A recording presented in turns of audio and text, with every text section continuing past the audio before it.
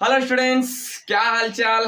हम उम्मीद करते हैं कि आप लोग जहां पर भी होंगे बहुत अच्छे से और बहुत बढ़िया से। चलिए आज के कंसेप्ट में, आज के वीडियो में हम लोग डिस्कस करेंगे स्टूडेंट उपसंयोजन यौगिक में एक छोटा सा शब्दावली था जिसका नाम था केंद्रीय धातु परमाणु। ये क्या होता उपसंयोजन यौगिक में, ये क्या योगदान करता, उसी कंसेप्ट को हम लेकर आज डिस्कस करेंगे। चलिए हम लोग देखते हैं ये क्या होता है, ध्यान सुनिएगा। पहले हम एक उपसंयोजन यौगिक के एग्जाम्पल लिखेंगे, फिर उसमें उस कंसेप्ट को बताएंगे भैया ये उपसंयोजन यौगिक में केंद्रीय धातु परमाणु है। फिर उसके बाद उसका डिफिनेशन लिखेंगे और बहुत ही मजा आने वाला। क्लियर। तो चलिए सबसे पहले हम एक डिस्कस कर रहे हैं यहाँ पर कौन से उपसंयोजन यौगिक के एग्जाम्पल आपको बताया गया था भैया। K4 एक छोटा सा एग्जाम्पल, FeCN, उसके बाद छोटे बॉक्स में इसको बना लो 6, और क्या था ये आपको बताया गया था भैया। इस जटिल यौगिक में यानी इस उपसंयोजन यौगिक में एक हमारा छोटा सा वर्ड था जिसका नाम था केंद्रीय धातु परमाणु। हम एक बार आपको बता दे रहे हैं। नॉर्मली भाई ये जो हमारा बड़ा बॉक्स है इसको हम बोलते थे उपसंयोजन परिसर, छोटे वाले बॉक्स को बोला जाता था लिगेंड, और जो हमारा ये था मेटल जिसको हम बोलते थे केंद्रीय, क्या नाम था, केंद्रीय धातु परमाणु। क्या नाम भैया, केंद्रीय धातु परमाणु। और एक चीज और, किसी किसी बुक में यही वर्ड लिखा गया है केंद्रीय धातु आयन, तो आप घबराने की जरूरत नहीं है भाई, एक ही वर्ड है केंद्रीय धातु परमाणु और केंद्रीय धातु आयन। क्लियर। चलो अब हम बात करते हैं डिफिनेशन क्या होता है इसकी, ये जटिल यौगिक में क्या योगदान करता है, इनकी क्या डिफिनेशन है। तो भाई देख लो, अगर हम बात करें ना जटिल यौगिक में बस दो ही का योगदान है। कौन कौन, एक हमारा केंद्रीय धातु परमाणु और दूसरा क्या भैया लिगेंड। क्या है, लिगेंड। यानी जटिल यौगिक में, संकुल यौगिक में, या हम कह सकते हैं उपसंयोजन यौगिक में, देखो इनके कई नाम है।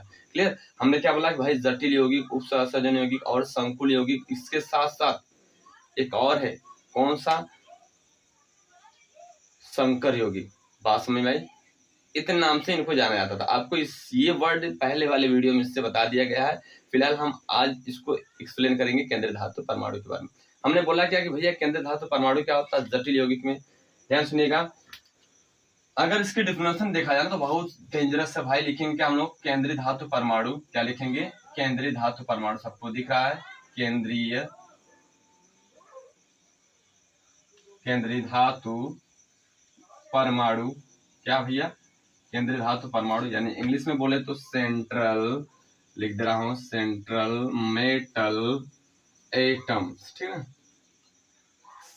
Central metal atoms. यानी अगर हम बात करें ये शब्दावली की बहुत नॉर्मल डिफिनेशन क्या है, वह धातु परमाणु, वह धातु, फिर या सिंपल से बोल सकते हैं भैया, क्या बोलेंगे, वह तत्व जो जटिल, क्या है, जटिल यौगिकों में, देखो एकदम सिंपल दिखा रहा हूं, ध्यान सुनिएगा, वह तत्व जो जटिल यौगिकों में दो इलेक्ट्रॉन, क्या भैया, दो इलेक्ट्रॉन, देख लो क्या लिखा जाएगा, दो इलेक्ट्रॉन, या हम इसको लिख सकते हैं ऐसे लिखेंगे, दो इलेक्ट्रॉन,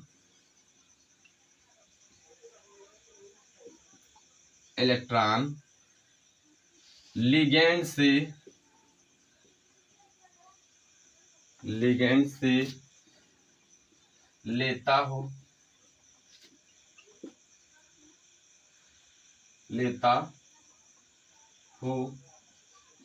तो उसे क्या बोलते हैं भैया, केंद्रीय धातु परमाणु कहते हैं। केंद्रीय धातु परमाणु कहते हैं। किसी कोई दिक्कत।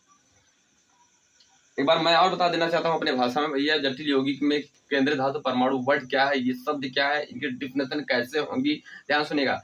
वह तत्व या वह जटिल यौगिक में धातु जो दो इलेक्ट्रॉन लिगेंड से लेता हो, या वह तत्व जो संकर यौगिक में दो इलेक्ट्रॉन अपनी तरफ खींचता हो, भैया उसी को बोलते हैं हम लोग केंद्रीय धातु परमाणु। आप इस शब्द को इस जिंदगी में पहली बार इस चैप्टर में सुन रहे हो कि भाई धातु इलेक्ट्रॉन देता है। इससे पहले हम लोग सीखे थे क्या भैया, धातु इलेक्ट्रॉन देता है।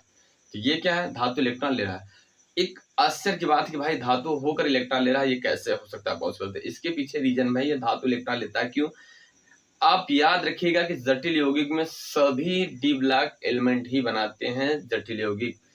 यानी अगर हम बात करें जटिल यौगिक में, जो जटिल यौगिक बनाने की कैपेसिटी रखते हैं, मैक्सिमम जो होते हैं डी ब्लॉक के तत्व करते हैं, और वही डी ब्लॉक के तत्व क्या करते हैं, केंद्रीय धातु परमाणु का कार्य करते हैं, और केंद्रीय धातु परमाणु कार्य वही करते हैं जो 2 इलेक्ट्रॉन को लेते हैं, और 2 इलेक्ट्रॉन वही लेते हैं जिनके पास डी रिक्त कक्षक पाया जाता हो। यानी अगर हम बात करें तो भैया डी ब्लॉक में डी ब्लॉक के कुछ तत्व होते हैं जिनके पास डी रिक्त कक्षक पाया जाता है, क्लियर।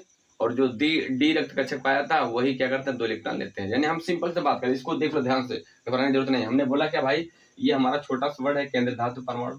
क्या है, केंद्रीय धातु परमाणु, जिसको इंग्लिश बोलते हैं सेंट्रल मेटल एटम। अब बोला गया भैया केंद्रीय धातु परमाणु किसे कहते हैं, देखो एकदम सिंपल सा डेफिनेशन है, वह तत्व जो जटिल यौगिकों में 2 इलेक्ट्रॉन लिगेंड या समूह से लेता हो तो उसे केंद्रीय धातु परमाणु कहते हैं। केंद्रीय धातु परमाणु डी ब्लॉक के सभी तत्व बनाते हैं। यानी अगर हम बात करें केंद्रीय धातु, कौन सी बात भैया, केंद्रीय, ध्यान सुनिएगा, केंद्रीय धातु परमाणु, देखो ये इसको थोड़ा सा दिमाग में बैठा लीजिएगा। केंद्रीय धातु परमाणु केवल कौन होते हैं, डी ब्लॉक के तत्व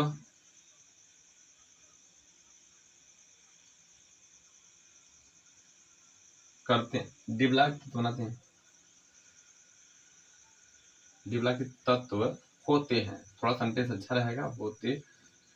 अब सवाल है क्यों होते हैं, देख लो ध्यान से, क्यों होते हैं भाई, ऐसा क्यों होता है, क्योंकि उनके पास ना, लिखेंगे क्योंकि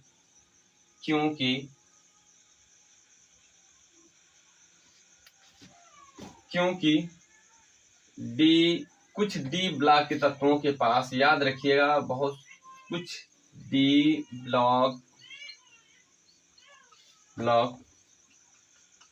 तत्वों के रिक्त, क्या भैया, रिक्त डी कक्षक पाया जाता है। क्या पाया जाता है, डी कक्षक पाया जाता है, ठीक है। हमने क्या बोला कि भाई केंद्रीय धातु परमाणु किससे करते हैं, जटिल यौगिक में वह तत्व जो 2 इलेक्ट्रॉन लिगेंड से अपने तरफ खींचता हो या अपने तरफ 2 इलेक्ट्रॉन लेता हो, उससे बोलेंगे केंद्रीय धातु परमाणु। एक बार और ध्यान सुन लो, बहुत ही इंपॉर्टेंट है। जटिल यौगिक में वह परमाणु जो 2 इलेक्ट्रॉन को अपनी तरफ खींचता हो, उससे बोलेंगे हम लोग केंद्रीय धातु परमाणु। अब केंद्रीय धातु परमाणु 2 इलेक्ट्रॉन ले रहा है, यानी हम इस वर्ड को पहली बार सुन रहे हैं कि भाई धातु होकर इलेक्ट्रॉन अपने तरफ खींचता है। इससे पहले हम लोग सीखे थे कि धातु जो होता है इलेक्ट्रॉन देता था और धनायन बनाने की प्रवृत्ति रखता था, लेकिन ये कैसे पॉसिबल हो गया कि धातु इलेक्ट्रॉन अपने तरफ खींच रहा है, सबसे आश्चर्यजनक बात है। तो इसके पीछे रीजन भाई, केंद्रीय धातु परमाणु 2 इलेक्ट्रॉन को अपने तरफ लेता है, उसे बोलेंगे केंद्रीय धातु परमाणु। इसके पीछे रीजन भैया, 2 इलेक्ट्रॉन को अपने तरफ कौन लेगा, डी ब्लॉक के कुछ तत्व होते हैं, और डी ब्लॉक के वही तत्व अपनी तरफ इलेक्ट्रॉन लेंगे जिनके पास रिक्त डी कक्षक पाया जाता हो, वो जटिल यौगिक में केंद्रीय धातु परमाणु का कार्य करेंगे। अब एक चीज और, लुईस के अनुसार ये कैसा बिहेव करते हैं, आपको पता है ना, लुईस ने बोला था कि भैया अगर कोई भी रासायनिक पदार्थ रासायनिक क्रिया में अगर 2 इलेक्ट्रॉन लेता है तो वो अम्ल की तरह व्यवहार करेगा। यदि कोई तत्व है या कोई पदार्थ है रासायनिक अभिक्रिया में 2 इलेक्ट्रॉन को देता है, वो क्षार की तरह व्यवहार करेगा। तो जो हमारा डी ब्लॉक में केंद्रीय धातु परमाणु है, वह लुईस के अनुसार किसका कार्य करता है, अम्ल का कार्य करता है। यानी हम लिख सकते हैं यहाँ पर, इसको नोट में लिखा दे रहे हैं ऊपर, ध्यान सुनिएगा, सबसे इंपॉर्टेंट चीज है भैया कि केंद्रीय धातु परमाणु कौन सा है, केंद्रीय धातु परमाणु, याद रखिएगा, बहुत ही इंपॉर्टेंट कंसेप्ट है केंद्रीय धातु परमाणु। लुईस के अनुसार, किसके अनुसार भैया, लुईस के अनुसार, दिख रहा सबको कैसा बिहेव करता है, लुईस के अनुसार अम्ल प्रकृति का होता है, अम्ल की तरह व्यवहार करता है। सेंटेंस थोड़ा सा लिख रहा हूँ, व्यवहार करता है, ठीक है। किसी कोई दिक्कत, याद रखिएगा, सबसे इंपॉर्टेंट कंसेप्ट होता है और इजी वे में बताना, इससे ज्यादा कोई इजी वे में नहीं है। मैं एक बार और बता दे रहा हूँ भैया, केंद्रीय धातु परमाणु किससे कहते हैं, केंद्रीय धातु परमाणु किसे कहते हैं, जटिल यौगिक में वह तत्व जो 2 इलेक्ट्रॉन को अपनी तरफ खींचता हो, उससे बोलेंगे केंद्रीय धातु परमाणु। क्वेश्चन अगर आ गया कि भाई 2 इलेक्ट्रॉन को लेता है कोई भी तत्व या धातु, तो क्यों लेता है, इसके पीछे रीजन डी ब्लॉक में कुछ तत्व ऐसे तो जिसके पास डी रिक्त कक्षक पाया जाता है और वो इलेक्ट्रॉन को अपनी तरफ खींचता है। जो इलेक्ट्रॉन को अपनी तरफ खींचता है वही बनाता है केंद्र धातु परमाणु जटिल यौगिक में। क्लियर। अब जटिल यौगिक में जो केंद्र धातु परमाणु होते हैं ना, वह लुईस के अनुसार अम्ल की तरफ बिहेव करते हैं, अम्ल की तरफ व्यवहार करते हैं भैया, इसी को हम बोलते हैं केंद्र धातु परमाणु। किसी कोई दिक्कत नहीं? चलो इसको नोट कर लो, हम मिलते हैं नेक्स्ट कंसेप्ट को लेकर। ठीक है।